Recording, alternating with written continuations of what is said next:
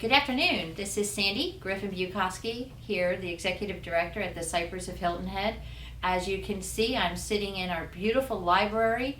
I am the only one in here, so I do not have a face covering on at this time, but I'm just so excited to talk to you all today and really just share how proud I am of all of you with all the efforts you're taking with COVID-19 and our Cypress Heroes as our employees who have just done an extraordinary job here on our campus. It just gives me goosebumps just to think about what they're doing. And we were very successful with our testing here on our campus, and we hear a lot of people say that was lucky, but you know what? We think it's different. We think it's our preparedness that got us through this. And so our Preston Health Center team just is doing an awesome job.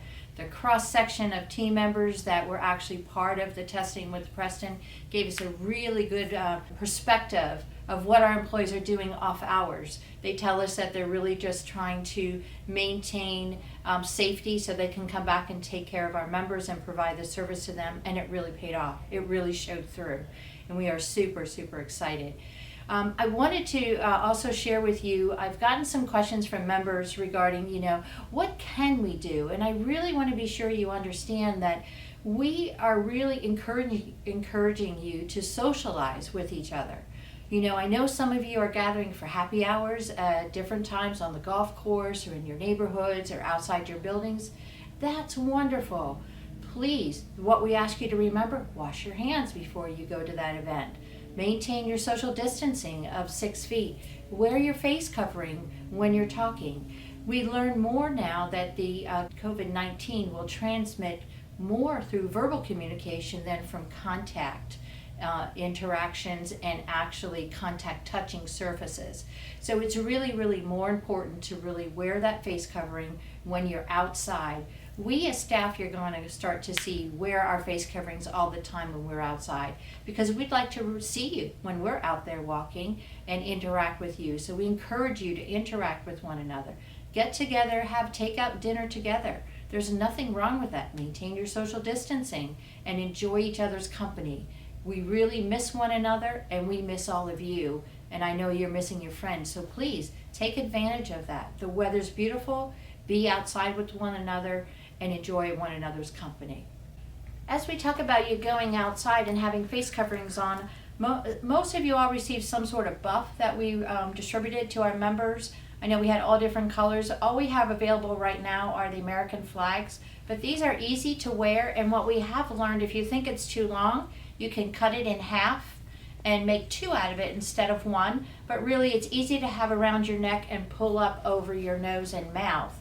Now we have also these little red masks that we're going to be able to share with you. They are a one size fits all, but you can do a slip knot on the one side so that you can make it fit you much better, and then you can tie the other side. Now, some of you also have some of the medical masks, which are these, and we're really not able to give these out because these really are for our team members. And now with us starting our housekeeping services, they are needing to use these as they're coming into your homes. So really, face coverings could be these red masks, and if you would like one, please be sure you let the team member know when they do their wellness calls, and we would get those delivered for you. But we just wanted to be sure you knew how to utilize it to make it fit better. And we also have the buffs if you're interested in those. So this week has been an extraordinary week for us as we started Monday with opening up some of our services here on the campus. And so you hear me talk about the Cypress bubble. So what we're doing right now is expanding the movement within our Cypress bubble. So we're having our fitness classes move inside with a group size of 10, where before we were 5. And then we have our pool that's going to be opening next week with 5 in that class for water aerobics. We're opening up our fitness room for scheduled times for 2 members to do a workout at a time. And we also are starting our modified housekeeping services, so every house should get cleaned this week. And we started our salon services, which is really, really something you all have been asking for. So we will be opening the community in phases, but they are baby steps that we'll be taking with our phases. Because as we do every phase, we need to really just kind of look at and see where we're at as far as the scientific information regarding the information from Johns Hopkins and the Health Institute that we're tracking the number of cases. So we know that South Carolina was increasing their testing, and the cases have increased obviously because of more testing, but we also know that the numbers went up exponentially from Memorial Day weekend. The numbers went up over 1,000, and that we had more cases here in Beaufort County. So that's why at this point we want to just really kind of control the movement on our campus and have you explore and get outside, take your car for a ride to make sure the battery's not dead, but on campus. No, we really are still asking for you not to leave campus because we don't know really what's out there and what you might be bringing back. As I shared with Members Council today, we have learned that some of our very popular restaurants here on the island do have some positive cases, and staff members are now quarantined for 2 weeks. So it's really going to be important that we be mindful of where we're going if we leave campus. We realize we can't tell you have to stay here. It is your choice, but we are really trying to be careful that we're not bringing any kind of sicknesses back and spreading any kind of virus here on our campus. Because we know once it gets on here, it's going to go really fast. And so we're trying to keep our Cypress bubble intact and everyone's safety in play from an employee standpoint and a member standpoint. But we were really excited that we were starting to open up phase 1, and we're taking baby steps. There's generally 3 phases that we'll be using. Each phase is about 4 to 6 weeks, and it's really based on the data that is actually tabulated regarding our state and our county. And we review that basically every Thursday with Life Care Services and also with our owners here on campus, and try to make some decisions of what our next steps are. So where we're at right now, we look to be here for about the next 4 weeks. We don't look at making any significant changes. We are looking at other alternatives for visitors and for those of you who really are missing your family members. We have, actually I saw a demo of a wooden frame with a plexiglass piece in the front of it, in the middle, so that someone could sit at a table with that between them and someone else, their family member. So we are looking at other strategies and things that we can do here on campus so you could actually see your loved ones. Now the Preston Health Center is totally different. The Preston Health Center is under strict guidelines from DHEC and CMS. We're not really permitted to have visitors in there at this point, so it's a different situation. And also, if we have any of our independent living residents who are near the end of life, they are approved family member visits for that, and we are allowing that to occur and to happen. We also are encouraging family members to communicate via FaceTime, via Google Chrome, Google Duo, or any of those things that they can communicate with one another. But I know the human touch is what's missing, and we're trying very hard to figure out a plan for that. So the other question that I've got is, how soon will we be back in the dining room? We miss the dining room. We miss our friends that would like to be in the dining room. Well, you know, that is really not going to happen until phase 3. So that's a bit of ways at this particular point. And I think it's going to be helpful to realize that we're going to have to reset up our tables in the dining room. We're going to need to make sure that they're 6 feet apart or more. We also are going to need to try to figure out how we're going to serve our members. How many can we actually serve in the dining room? Expand it to the Cypress Hall, the Wren and the Crescent Room. Do we need to look at our dining experience being a little bit different? Do we need to have 2 seatings? Do we need to limit number of reservations per week, per person in the dining room? How are we going to get everyone in there? The idea of having, I'm going to say, the Christmas buffet or Thanksgiving buffet where everybody's in there, that's going to be a while till we can get to that particular point. So we're strategizing to figure out what's going to work best for everyone, because we know that is a highlight of everyone's day and everyone really enjoys that. On another special note, I received a call from Bill Dix. I think everyone knows Mr. Dix here on campus, and he's very interested in doing a Wall Street lecture again.